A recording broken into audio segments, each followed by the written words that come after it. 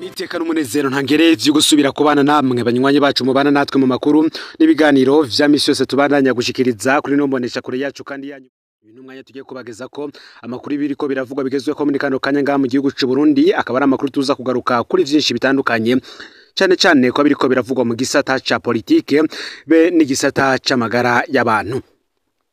Benshi bariko baratubaza ko biriko biravugwa ku bugwayi bw'ahora ari umushikiranganje wa mbere wa leta y'u Burundi ariwe Arengiyombe Bunyoni kuri agwari mu bitaro bikuru vy'intara ya Gitega, akaba arashikanywe ku munsi wa kane w'indwi iheze mu gatondo ka kare, ubwo itegeko ryari rivuye mu biro vy'umukuru w'igihugu ritanzwe na Nyenicobero Evariste Ndayishimiye kugira ngo hoba umukuru w'iperereza mu ntara ya Gitega ndetse n'umukuru w'ibohero rikuru rya Gitega bose bafate ingingo yo kungururiza Arengiyombe Bunyoni mu bitaro bikuru vy'intara ya Gitega. Mu minsi iheze nibwo hagiye habona amakuru avuga yuko Arengiyombe Bunyoni yoba yari yaguye muri koma ndetse n'umuryango we woba waragiye kumusura, bikaba ibintu bikomeye cyane kubera bamwe mu bariko baracungera umutekano w'ikibanza agwaremwo aho mw'ibohero rikuru rya Gitega, bamwe bikanga yuko Arengiyombe Bunyoni ashobora gutoroka umwanya n'umwanya canke se bamwe mu banywanyi biwe bahoze babana mu butegetsi kuva ku ngoma ya Umwisi Petero Nkurunziza gushika kuri no munsi, bamwe binyegeje mu mugambwe abandi binyegeje mu nzego z'umutekano bo bari bafise intumbero yo kumutorokana. Bamwe bati President Ndayishimiye si umuntu wo kwihenda kugira ngo alunge Arengiyombe Bunyoni mw'ibohero rikuru rya Gitega azi yuko umutekano wiwe udacungerewe ku rwego ruhambaye. Ni mu gihe abandi bavuga yuko Ndayishimiye yarabizi neza ko umwanya n'umwanya hari gishobora kuba ari nayo mpamvu yagiye arongereza bamwe mu bacungera umutekano wo kibanza Arengiyombe Bunyoni agwaremwe mw'ibohero rikuru rya Gitega. Muri kano kanya rero amakuru dushikira nuko hari bamwe batanguye gusaba ko Arengiyombe Bunyoni yo kungururizwa kuja kuvurirwa hanze nko mu gihugu ca Kenya canke se nkuko vyagiye biragendekera Reverend Ndikuri umunyamabanga mukuru umugambwe uri ku butegetsi CNDD-FDD. Gusa kandi bamwe bakavuga ko ugwanko ruri mu mugambwe indani rushobora no gutuma Arengiyombe Bunyoni ubwiwe apfira mu bitaro bikuru vya Gitega. Bamwe bati Arengiyombe Bunyoni apfuye nta kibazo na kimwe kirimo kuko nawe yarahekuye myinshi mu miryango y'u gushika no ku muryango wiwe, abandi bati wakugiriye nabi si ngombwa ngo nawe umugirire nabi, ahubwo ugomba kumwitura neza nkuko Imana yama ibidusaba, kuko twese turaja gusenga mu misa buri cumweru mu gihe n'abayisilamu nabo kuwa gatanu baja kusari icyo bita ijuma. Benshi rero bakavuga ko ubu bugwayi bwa Arengiyombe Bunyoni bushobora n'ubundi kumuviramwo ikintu gikomeye cyane, kuko adashobora no kuzosubira, kuko bishoboka ko adashobora kuzosubira mw'ibohero rikuru rya Gitega, ahubwo bashobora kuzotahana ikiziga. Bamwe bati bimeze bite rero? Iyo ni inkuru twe turiko turatohoza ko muri iyi minsi, kuko vyari bigoye kuronka amakuru yoba ayava mu bitaro indani, ibitaro bikuru vy'intara Gitega ndetse ayava mu bajyango n'ayava mu bacungera umutekano ku bitaro vy'intara Gitega ndetse n'amakuru ava mu mugambwe CNDD-FDD. Nimba hari ikintu ca mbere kigoye muri kano kanya no kuronka ku bantu bariko baravuga ku bugwayi bw'uyahora ari umushikiranganje wa mbere wa leta y'u Burundi yakoze mu nzego zitandukanye z'igihugu z'umutekano ndetse n'iziperereza ari Arengiyombe Bunyoni.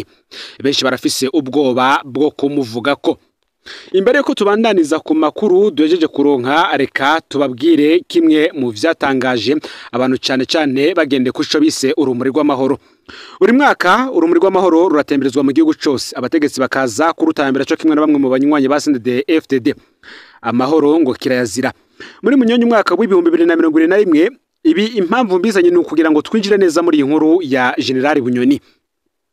Muri munyonyi umwaka w'ibihumbi 2021 General Ndayishimiye na General Bunyoni baragihanye ribaye rya mbere n'irya nyuma. Hagati yabo amahoro yaraheze, umwe yavuye aje mu migambi yo kwiba umupfumu w'uwundi, uwundi aca ararahira ko azomupfunga kugeza amushikanye kuzimu. Kugeza uyu munsi biriko biraba hagati yabo bagabo bahanye ico kintu na kamaramaza. Ico bita urumuri rw'amahoro catangujwe na President Nkurunziza mu mwaka w'ibihumbi 2006.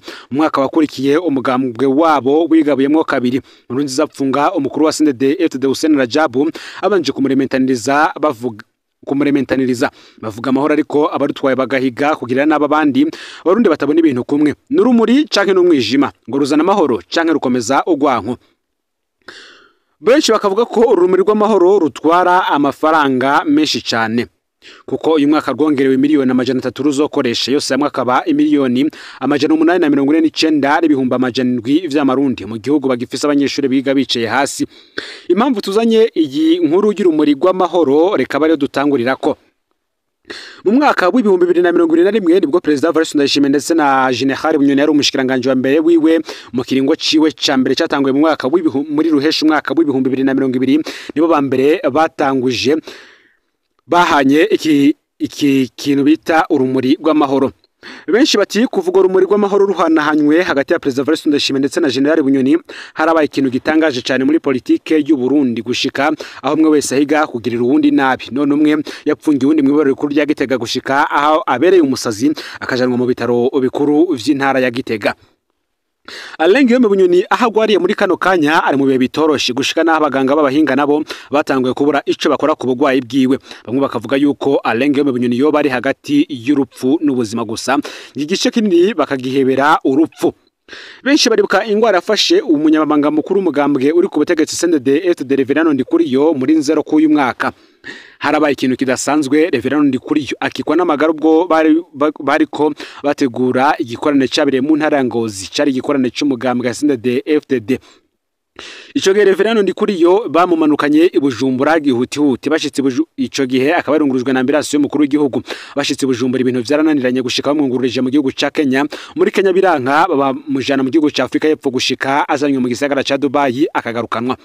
Imwe mu nkuru rero ihari nuko Alain Guillaume Bunyoni hari bamwe bipfuza yuko yoja kuvurizwa hanze. Abandi bakavuga ko umunyororo ataburenganzira na bumwe afise. Abandi bati nubwo ari umunyororo ariko twaracanye mu bihe bitoroshe aho mu rugamba tukiri umari CNDD-FDD gushika tubaye umugambwe tugashika ku butegetsi mu mwaka w'ibihumbi 2025 muranunge w'ibihumbi 2025 ubutegetsi tumaze ko imyaka 20. Abandi bati cira birarura. Alain Guillaume Bunyoni yarahemutse n'umwangushi nawe nahanwe kimwe n'abandi nafatwe kimwe n'abandi banyororo. Benshi bati rero bibandanije gutya amwe mu makuru dukura ku bitaro bikuru vy'intara Gitega bikavuga yuko Alain Guillaume Bunyoni n'ubundi buzima bushobora kumucika umwanya n'umwanya nawe kuko muri kano kanya akiswe n'amagara ku rugero rudasanzwe. Benshi bati rero Alain Guillaume Bunyoni mu gihe bamwe mu babagwananye ku rugamba nabo ijwi ryabo ritokumvikana mu nama y'ibihangange nawe ubuzima burashobora kumucika, ndetse akaba akurikiye Petero Nkurunziza na General Adolphe Nshimirimana. Umuntu turacabitohoza ko andi makuru nayo turabageza ko mu mwanya muto uri imbere. Nimugiye kugenekerezo 15 gitugutu uyu mwaka w'ibihumbi 2025 uwo bita Kenny Claude Nduwimana nanone yarayaburanye ica cyagarutse bushasha. Bamwe bati ubutungane bwo Burundi ni gitangaza nkuko vyagiye birashikirizwa ku magogo y'umumenyesha makuru Kenny Claude Nduwimana. Benshi baza uzomutabara inyuma yo kurangiza umunyororo yaciriwe bikanka ko ari kugwa yasubijwe kuburana. Amakuru dushikira nuko uyu yahoze ari umumenyesha makuru yegera intwara ya CNDD-FDD yarengukijwe muri Cour d'appel y'Ibujumbura kugira asubire kuburana. Gushika ubu akaba ari naho ari yiteguriye gusubira kuburanishwa. Wigenekerezo ya 14 gitugutu uyu mwaka w'ibihumbi 2025 umumenyesha makuru Kenny Claude Nduwimana yararengukijwe imbere ya Cour d'appel ya Bujumbura Mail.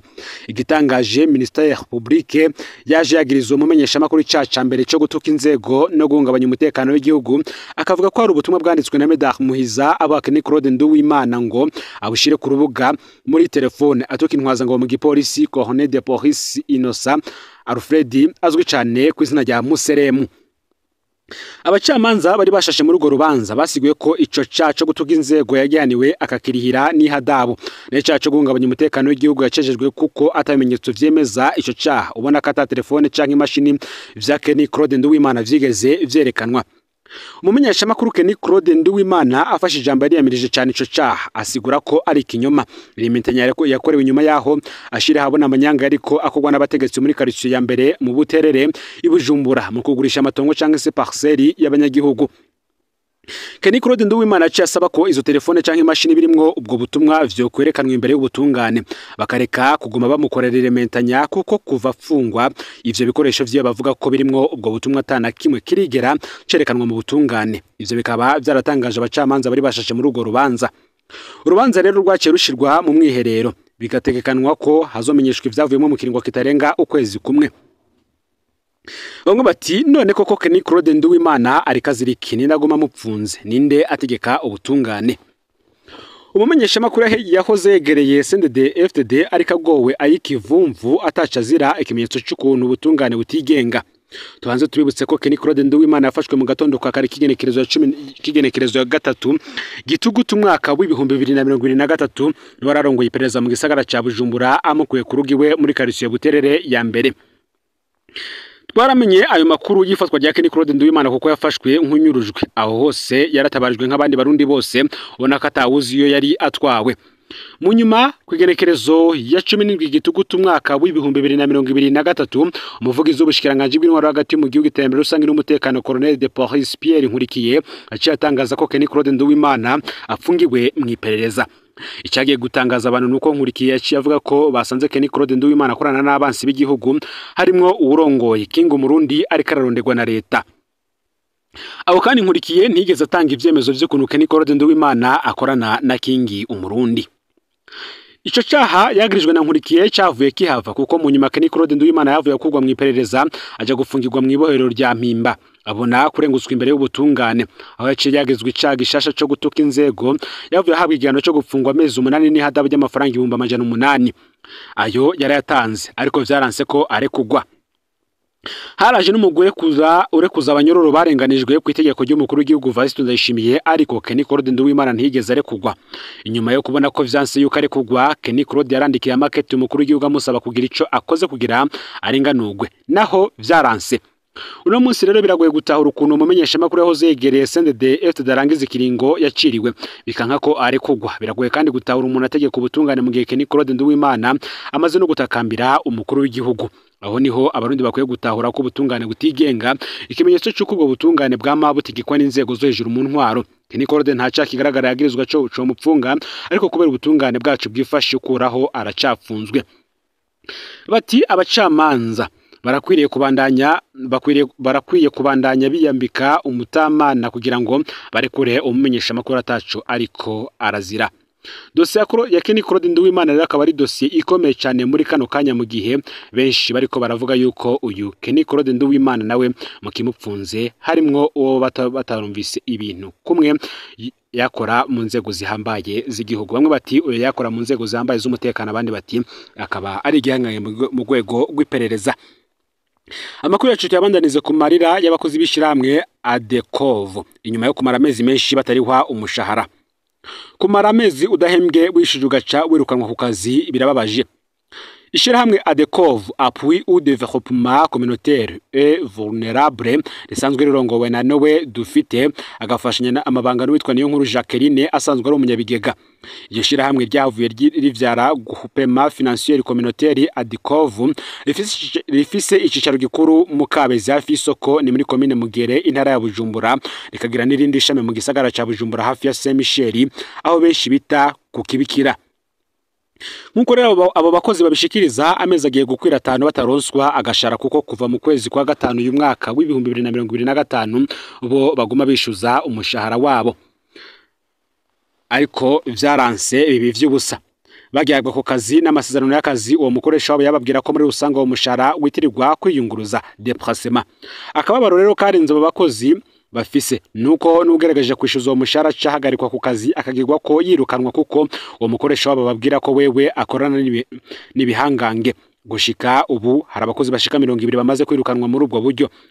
Aho bigeze abo bakozi batakambira inzego zibishoboye kubafasha kugira ngo bikunde bahabwa ku gashara kabo kayo mezi yose aheze badahembwa kuko basanzwe bari no mu buzima bo bindi miryango yabo.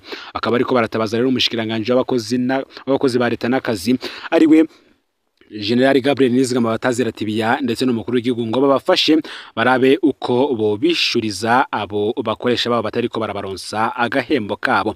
Ngo rero amakuru yaragizwe ko muri kano kanya ufyonde subscribe canke s'abone niba utarafyonda ko kugira ngo tujucikanwa nadushikiriza usangize kandi n'amakuru bagenza aho bari kugira ngo nabo baje baramubambira bashikirwa n'abiriko biravugwa bigezwe ko nga mu gihugu cy'u Burundi hanze y'imbibe z'igihugu cy'u Burundi ndetse no makungu yakure.